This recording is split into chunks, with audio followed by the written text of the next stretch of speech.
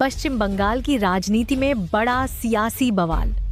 हुमायूं कबीर को लेकर एक कथित वीडियो सामने आने के बाद विवाद तेज हो गया है।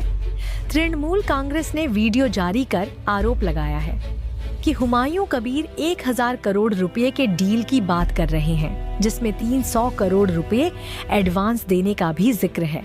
इस मामले में तृणमूल ने ईडी से जांच की मांग की है। हालांकि हुमायूं कबीर ने इन आरोपों को खारिज करते हुए कहा है कि यह वीडियो पूरी तरह फर्जी है और एआई से बनाया गया है। चुनाव से पहले इस विवाद ने बंगाल की राजनीति में हलचल बढ़ा दी है।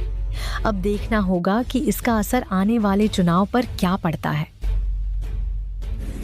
वो तो कंफ्यूजन हो ही जाएगा। और आप में जितना मुसलमान लोगों को मेरा पास वोट देने के लिए मैं आवाज उठाना तो অটোমেটিকলি आपका हिंदू ভোট आपका पास जाएगी। সেখানে হেলিকপ্টার নেমে যাচ্ছে, যেখানে সেখানে অভিষেক 2000 লোক নিয়ে হেলিকপ্টারে 2000 লোক নিয়ে মিটিং করছে। কি দৈন্যদশায় পৌঁছেছে, এখন আর সোজা পথে মোকাবেলা করতে পারছে না।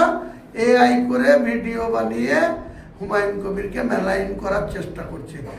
ওই অভিষেককেও ছাড়বো না, মমতাকেও ছাড়বো না, কুণাল ঘোষকেও ছাড়বো না, ববিকেও ছাড়বো না। 4 জনের নামে এক জনের নামে মানহানি মামলা করব।